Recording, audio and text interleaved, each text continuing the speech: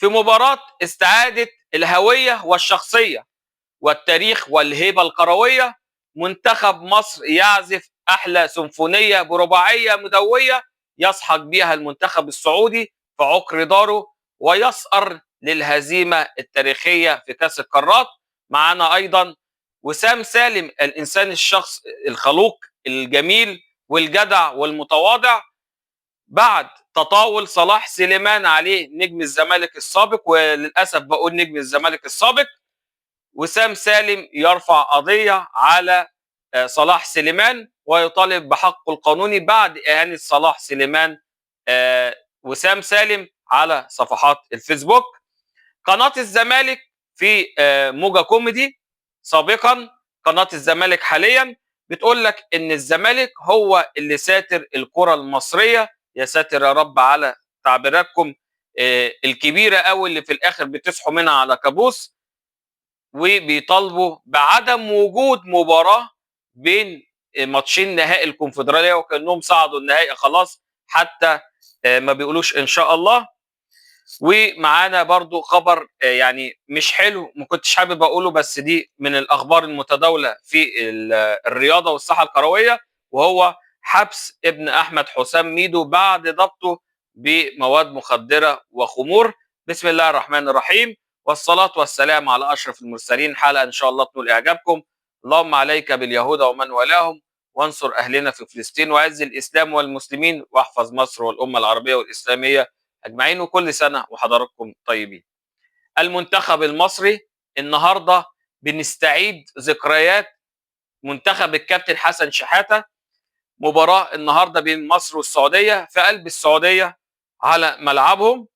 المنتخب المصري اداء رائع، استعاده الهويه والشخصيه زي ما قلت لحضرتك، واستعاده الهيبه الكرويه. منتخب مصر اللي ليه هيبه على مر العصور في العالم كله استعاد الهيبه النهارده. بنتكلم على ماتش النهارده، وان شاء الله كلنا امل في الله ان المنتخب يكون بالاداء ده في كاس العالم، هيبقى حاجه جميله جدا. النهارده منتخب مصر بيلعب كوره جميله، كوره جماعيه، في خطه، في قرايه للمنافس وقرايه جيده كمان من الكابتن حسام حسن، اسفر عنها جمل تكتيكيه معينه، وقدر المنتخب المصري يستغل هذه الاخطاء اللي اتقرت من حسام حسن، وقدر يحرز منها اهداف.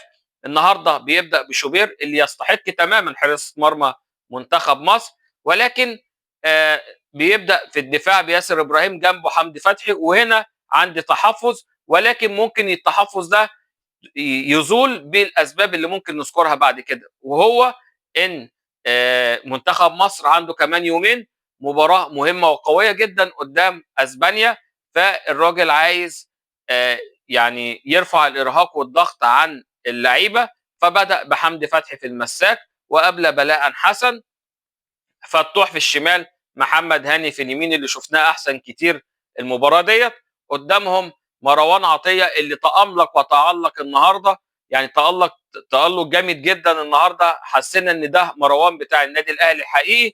قدامه امام عاشور اللي لسه غايب عن الصوره تماما، والمتالق المتعملق ايضا احمد سيد زيزو اللي النهارده بيرد على المشككين والناس اللي لسانها قد كده، وطلعت شككت في ادائه وانتقاله للنادي الاهلي. وقدامهم تريزيجيه واسلام عيسى اللي كان مفاجاه المباراه، وتريزيجيه النهارده كان برضه متالق جدا النهارده، وقدامهم عمر مرموش العالمي اللي بيعمل اداء كبير جدا وبيلعب بالسهل الممتنع. قدر المنتخب بيلعب خطوطه قريبه من بعض، شفنا واجبات بتتعمل، شفنا جمل تكتيكيه بتتعمل، المنتخب بيلعب على السعوديه ضغط عالي في وسط ملعبه، وقدر يستغل الثغرات اللي موجوده في دفاعهم عن طريق زي ما قلنا ان حسام حسن ارى ان هم عندهم مشكله في السردباكات او خط الدفاع بتاعهم، والحارس المرمى بتاعهم مهزوز. قدر عن طريق كوره جميله اتلعبت من شوبير وطلعت مروان بيحطها لزيزو، زيزو بتتقطع الكوره، بيلعب على الكوره الثانيه بيضغط بكل قوه، قدر يصنع فرصه من جديد، عملها لاستلام عيسى اللي رقص الجون والمدافعين وحطها محرز الهدف الاول، كان شيء جميل جدا.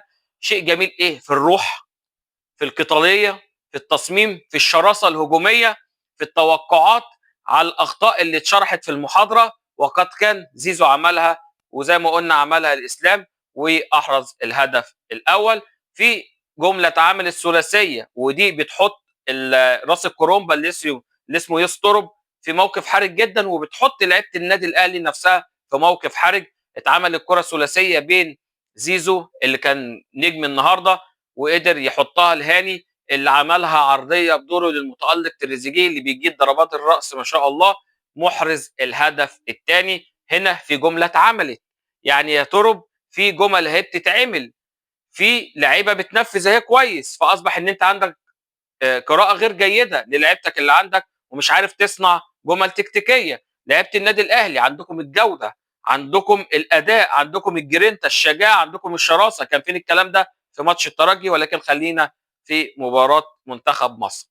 احرز الهدف الثاني لمنتخب مصر، برضو كوره لزيزو، مروان عطيه حطها له ثرو، عمل انفراد، خد المدافع في ظهره، وعمل الكره شيبنج من فوق حارس المرمى مع تغطيه جيده من عمر مرموش. احرز المنتخب الهدف الثالث وطلع متقدم في الشوط الاول. شوط عالمي، شوط كبير.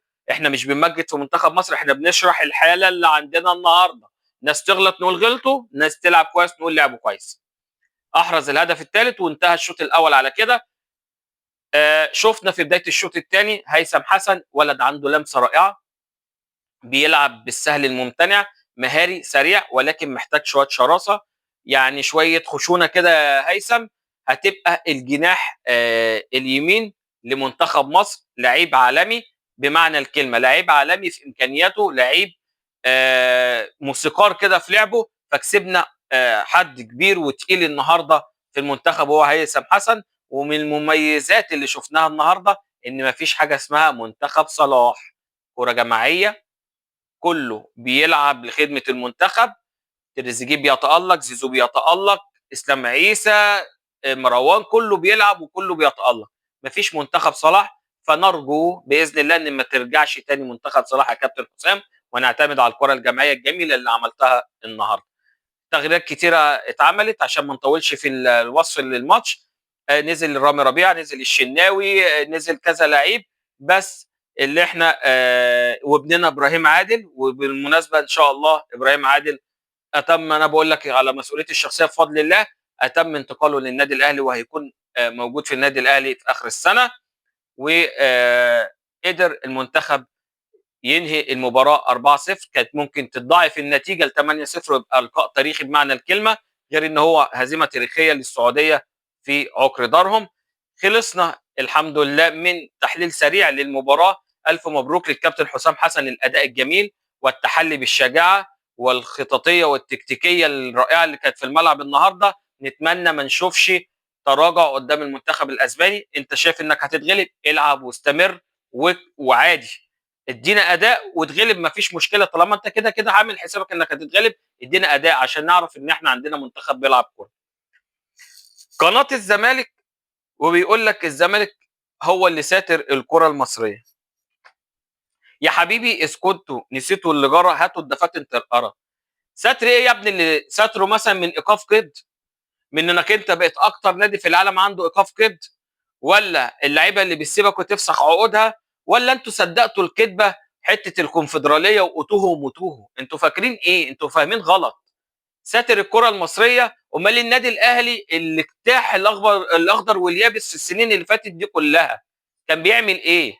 لما انت لا عندك بطولات، ولا عندك انجازات، ولا عندك رعايات، ولا عندك اي حاجه في اي حاجه، غير اكتر حاجه متالق فيها ومتعمق فيها هو ايقاف القيد والردح والشرشحه اللي بنشوفها عندكم في القناه. غير كده ما بنشوفش حاجه متالقين فيها غير كده، شغل كده الناس اللي في القناه. ساتر مين؟ خد لك ساتر من اللي هيحصل لك بعد كده.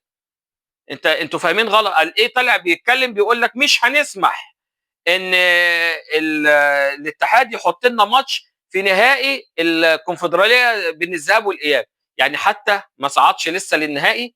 وهنا بتفرق العقليه يا جماعه بين جمهور الاهلي وقناته ونادي تاني لسه ما صعدش، وبيتكلم في النهائي ومحدش يحط لنا ومحدش يعمل لنا. طب اصعد للنهائي الاول وخلي عندك يعني حصوه الملح انك تتكلم.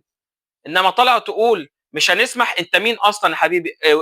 اعرب لي موقفك انت من المنظومه الكرويه ككل. انت كل شغلتك بتاخد سكريبتات يا ابني بتنفذها انت والبنت اللي معاك ولا البنتين اللي معاك اللي ربنا يهدينا ويهديهم. بس تطلعوا تقعدوا تلسنوا على ناس وتختبوا ناس وتشتموا في ناس وتغلطوا في ناس وتقللوا من قيمه ناس، وانتوا اصلا كلكم على بعض واقفين على مسرح. بس تطلعوا تتكلموا وجمهور الاهلي يطلع يطلعكم من المسرح ويقعد يضحك عليكم. فكفايه عليكم كده. ونخش على الخبر الثاني وهو وسام سالم. وسام سالم يا جماعه انسان خلوق جدا، انسان محترم جدع راجل متواضع. وانا واعوذ بالله من كلمه انا، عملت معاه عندي في القناه هنا حلقه بودكاست. شاب جميل، شاب محترم ما بيغلطش في حد. فلما يطلع بقى واحد زي صلاح سليمان ويجيب سيره والدته في بوست، يبقى انت بتفتقد للاحترام. عقيدتك الزملكاويه دايما بتسوقك انك انت الكلام بيقع منك بعد ما غسلك قبل كده في قناه اون سبورت او اللي هي مع سلام صالح، خدك غسيل ومكوى، فانت مش قادر تنسى الغل والحقد ضده. طب انت مش قادر عليه، مش قادر عليه في الكلام، لان وسام ما شاء الله يعني لابق جدا وعنده يعني مذاكر كويس وبيعرف يتكلم كويس. فانك انت تصد معاه في كلام كزملكاوي صعب جدا، صعب جدا جدا. وسام سالم من مكاسبنا احنا كاهلاويه في السوشيال ميديا، مش عشان عملت معاه حلقه واعتز ان الراجل ده على تواصل معايا كل فتره والتانيه. ما يستاهلش كده ابدا. واذا كنت انت مش قادر انك انت ترد عليه بادب واحترام، فخليك في الجحر اللي انت كنت فيه انت وجماهيرك وقناتك قبل ما الاهلي يخرج من افريقيا، قبل ما الاهلي يمر بالظروف الموسم ده. وان شاء الله هترجع له بالجحور تاني. خلي عندك ادب، خلي عندك احترام. ها طالما انت راجل بتطلع في التلفزيون. وبنحيي طبعا انا مش عايز اقول تحيه لان هم قطعوا عيشه في السكه الحديد ومشوه، ولكن الناس خدت موقف عاجبوه. تطلع تجيب سيره ام الراجل ليه؟ هو غسيل ومكوى ومفرج عليك خلق الله، بس بادب واحترام وكوره. بيكلمك فني، بيكلمك كتاريخ. انما انت هتطلع تغلط في امه يبقى لازم تتعاقب. ومن هنا وسام رفع قضيه على صلاح سليمان، وبعد كده تروح نبوس الايادي ونتاسف ومعلش وحقك عليا واسف لوالدتك وتعمل فيديو والكلام. طب ليه من الاول؟ ليه ما بنتحلاش بالاحترام والادب؟ ليه؟ ليه دايما في تجاوزات؟ هو انتوا عقيدتكم التشكيك في البطولات ودايما واخديننا سكه الحرام في الاهلي، ودايما تتكلموا وتخوضوا في اعراض الناس وتخوضوا في سيرتهم وحياتهم وفلوسهم وتقعدوا تشتموهم وتبهدلوهم في المدرجات. هي دي العقيده عندكم؟ هي دي العقيده عندكم يعني؟ لا، لو هي دي العقيده اللي عندكم، وسام وغير وسام وبفضل الله احنا نعرف نقول كل حاجه. بس احنا بنتكلم من منطلق تاريخ ومبادئ وعظمه وكبرياء وقيمه وقامه النادي الاهلي، علاوه ان احنا بفضل الله ربنا منن علينا بنعمه التربيه. فلو هتفتقد للتربيه في حاجه تانية تربيك وهي القانون. وكلنا معاك يا وسام، ووالدتك فوق دماغنا كلنا. وانا اعتز ان انا اعرفك وعلى تواصل معاك ويعني صداقه. غير ان انت راجل نجم سوشيال ميديا، انا كلمتك وقعدت معاك يعني انت راجل فعلا محترم، راجل وقدوه. وعلاوه ان انت يعني راجل تعبت في تعليمك وما شاء الله ولا قوه الا بالله مهندس. فمعلش يعني ان طلع العيب من اهل العيب لازم يتعاقب على العيب، وانت عملت الصح بلجوءك للقضاء.